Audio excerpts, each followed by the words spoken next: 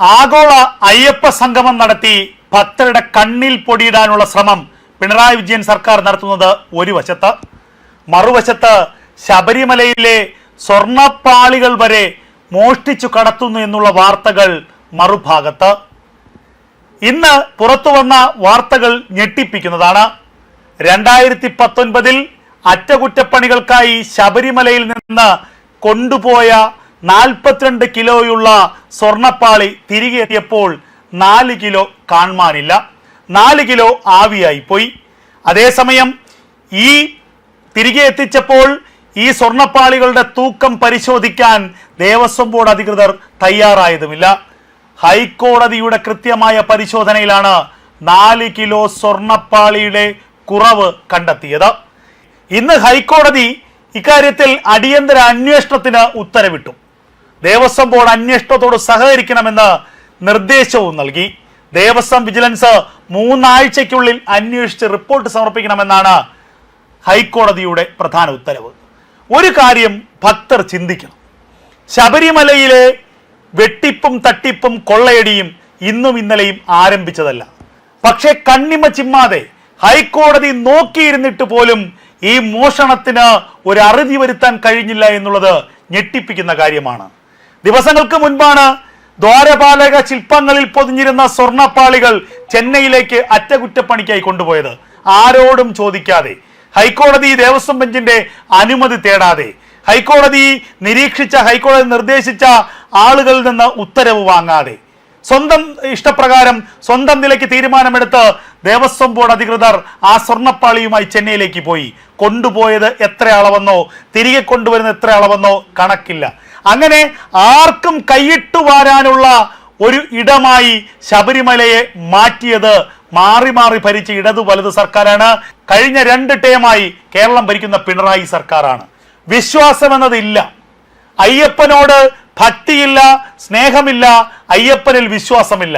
സന്നിധാനത്തെത്തിയാൽ ശ്രീകോവിലിന് മുന്നിൽ കൈകെട്ടി ഇങ്ങനെ ശബരിമല സന്നിധാനത്തെത്തിയാൽ അയ്യപ്പന് മുന്നിൽ, ശ്രീകോവിലിന് മുന്നിൽ കൈകെട്ടി ഇങ്ങനെ ധാർഷ്ട്യത്തോടെ നിൽക്കും.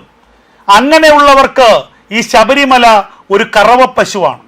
ശബരിമലയിലെ ആടയാഭരണങ്ങളും ശബരിമലയിലെ സ്വർണ്ണ ആഭരണങ്ങളും ഒക്കെ ലക്ഷ്യമിട്ടുകൊണ്ടുള്ള ചില കോപ്രായങ്ങളാണ് ഈ രാഷ്ട്രീയ നേതൃത്വം കാണിക്കുന്നത് എന്നുള്ളത് നിരവധി കാലങ്ങളായി പറഞ്ഞു കേൾക്കുന്നതാണ്. എന്തിനേറെ പറയുന്നു, തിരുവാഭരണം വരെ ദേവസ്വം ബോർഡിന് കൈമാറണമെന്ന് പറഞ്ഞ് ഹൈക്കോടതിയെ സമീപിച്ച ദേവസ്വം ബോർഡാണ് നമുക്ക് മുന്നിലുള്ളത്. പന്തളം കൊട്ടാരത്തിൽ അത് ഇരിക്കുന്നത് കൊണ്ട് സുരക്ഷിതമായിരിക്കുന്നു. ഇല്ലെങ്കിൽ ഓരോ വർഷവും ഈ തിരുവാഭരണത്തിന്റെ അളവ് കുറഞ്ഞു വരുമായിരുന്നു. നമ്മൾ ഓർക്കണം, ശബരിമലയിൽ 2019 അറ്റകുറ്റപ്പണിക്കായി കൊണ്ടുപോയ സ്വർണ്ണപ്പാളികളിൽ 4 കിലോ കുറവ്. ഹൈക്കോടതി ഇന്നത്തെ നിരീക്ഷണം സത്യം പറഞ്ഞാൽ ഭക്തരുടെ മനസ്സിൽ എന്തുമാത്രം വേദന ഉണ്ടാക്കുന്നത് ആണെന്ന് ഓർക്കണം. ശബരിമലയിൽ ആചാര ലംഘനത്തിന് ശ്രമിച്ചു. ഇരുട്ടിന്റെ മറവിൽ, രാത്രിയുടെ മറവിൽ കാക്കിയിട്ട പോലീസുകാരുടെ സംരക്ഷണയിൽ യുവതികളെ ആ സന്നിധാനത്തേക്ക് പ്രവേശിപ്പിച്ചു. തടഞ്ഞ ഭക്തർ, നാമജപം നടത്തിയ ഭക്തർക്കെതിരെ കള്ളക്കേസുകൾ, 100 കണക്കിന് കള്ളക്കേസുകൾ. ആ കള്ളക്കേസുകൾ ഇന്നും ഉണ്ട്. ഇന്നും നിരന്തരമായി കോടതി കയറി ഇറങ്ങുന്ന അയ്യപ്പ ഭക്തന്മാരുണ്ട്. മറ്റൊരു കുറ്റവും ചെയ്തിട്ടില്ല. അവരാരും ക്രിമിനൽ കേസിലെ പ്രതികളല്ല. അവരാകപ്പാടെ ചെയ്തത് അയ്യപ്പ വിശ്വാസത്തിന് വേണ്ടി, ശബരിമലയിലെ ആചാരം ലംഘിക്കപ്പെടാതിരിക്കാൻ വേണ്ടി അവർ വിശ്വാസികൾക്കൊപ്പം നിന്നു, വിശ്വാസത്തോടൊപ്പം നിന്നു. ഇത് മാത്രമാണ് അവർ ചെയ്ത തെറ്റ്. അല്ല, അവർ കക്കാനോ മോഷ്ടിക്കാനോ രാഷ്ട്രീയ കൊലപാതകത്തിനോ ആരുടെയെങ്കിലും നെഞ്ചിൽ കഠാര കുത്തി ഇറക്കുന്നതിനോ ഏതെങ്കിലും ബാങ്ക് കൊള്ളയടിക്കുന്നതിനോ അല്ലെങ്കിൽ ഏതെങ്കിലും ആധാരം പണയപ്പെടുത്തി പണവുമായി മുങ്ങുകയോ കഞ്ചാവ് കടത്തുകയോ അല്ലെങ്കിൽ കഞ്ചാവ് വലിക്കുകയോ മദ്യം കടത്തുകയോ ഒന്നും ചെയ്തതിനല്ല.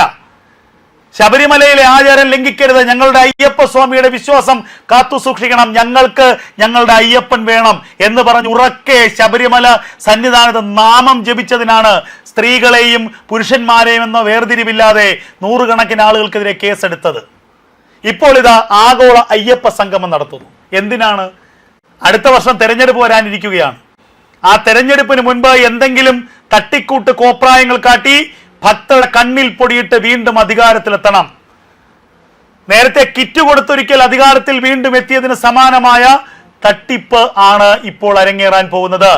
അങ്ങനെ അല്പമെങ്കിലും മമത, അല്പമെങ്കിലും കരുണ ഈ ഭക്തരോടുണ്ടെങ്കിൽ, അല്പമെങ്കിലും സ്നേഹം ഭക്തരോടുണ്ടെങ്കിൽ ഈ അയ്യപ്പ ആചാര സംരക്ഷണത്തിന്റെ പേരിൽ ഭക്തർക്കെതിരെ എടുത്ത 100 കണക്കിന് കേസുകൾ എഴുതിത്തള്ളാൻ, അത് പിൻവലിക്കാൻ ഈ സർക്കാർ തയ്യാറായേനെ. അങ്ങനെ ഒന്നും ഉണ്ടായിട്ടില്ല. അങ്ങനെ ഒന്നിന് താല്പര്യമില്ല. അങ്ങനെ ഒന്നും ചെയ്യില്ല എന്ന് സർക്കാർ ഉറച്ചു പറയുന്നു. അപ്പോൾ ഭക്തരോടുള്ള സ്നേഹം കൊണ്ടോ അയ്യപ്പ സ്വാമിയോടോ ശബരിമലയോടോ ഉള്ള സ്നേഹം കൊണ്ടോ അല്ല, മറിച്ച് ഞങ്ങളിങ്ങനെ ഹിന്ദു സമൂഹത്തിന് വേണ്ടി പ്രവർത്തിക്കുന്നവരാണ് ഞങ്ങൾ കമ്മ്യൂണിസ്റ്റുകാർ. പിണറായി സർക്കാരാണ് ഹിന്ദു മതത്തിന്റെ അപ്പോസ്തലന്മാർ. ഞങ്ങളാണ് ഹിന്ദു ആചാരം സംരക്ഷിക്കാനായി മുന്നിട്ടിറങ്ങുന്നവർ. ശബരിമലയ്ക്ക് വേണ്ടി ഞങ്ങൾ എന്തൊക്കെയോ ചെയ്തു എന്നൊക്കെ കൊട്ടിപ്പാടാനും അതിങ്ങനെ വിളിച്ചു പറയാനുമുള്ള ഒരു അവസരം മാത്രം. ഇതിന് പിന്നാലെ ഇനി ന്യൂനപക്ഷങ്ങളുടെ സംഗമങ്ങൾ പലതായി നടത്തും. അങ്ങനെ മതം തിരിച്ച്, ജാതി തിരിച്ച്, വർഗീയ ധ്രുവീകരണം ഉണ്ടാക്കിക്കൊണ്ട് ഈ സമൂഹത്തിൽ വോട്ട് നേടുക എന്നൊരു ലക്ഷ്യം മാത്രമാണ് ഈ സർക്കാരിനുള്ളത്. അതിന്റെ ഭാഗമായിട്ടാണ് അയ്യപ്പ സംഗമം. കഴിഞ്ഞ അയ്യപ്പ സംഗമത്തിനെതിരെ സുപ്രീം കോടതിയിൽ ഒരു കേസ് ഇന്ന് സുപ്രീം കോടതി തീർപ്പാക്കി. അതിൽ ഇടപെടാനില്ല എന്ന് സുപ്രീം കോടതി പറയുകയും ചെയ്തു. ഇത് വലിയൊരു അനുഗ്രഹമായി മാറി ഈ സർക്കാരിന്.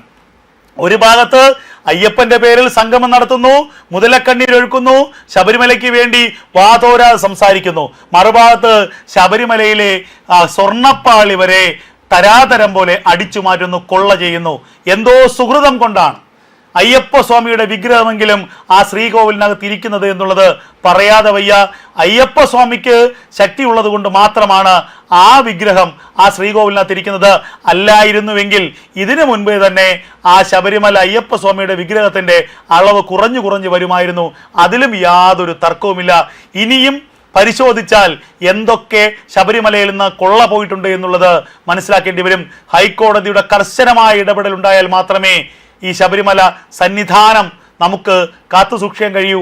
അവിടെ അയ്യപ്പ വിശ്വാസികൾക്ക് തൊഴാനായി പേരിനെങ്കിലും ഒരു വിഗ്രഹമെങ്കിലും ഉണ്ടായിരിക്കുകയുള്ളൂ എന്നുള്ളതാണ്.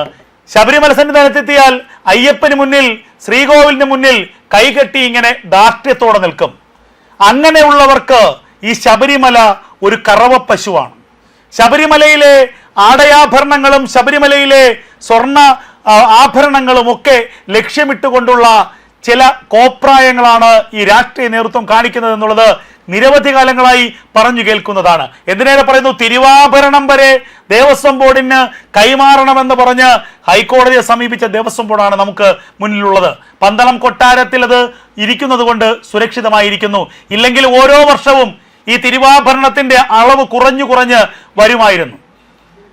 നമ്മൾ ഓർക്കണം, ശബരിമലയിൽ 2019 അറ്റകുറ്റപ്പണിക്കായി കൊണ്ടുപോയ സ്വർണ്ണപ്പാളികളിൽ 4 കിലോ കുറവ്.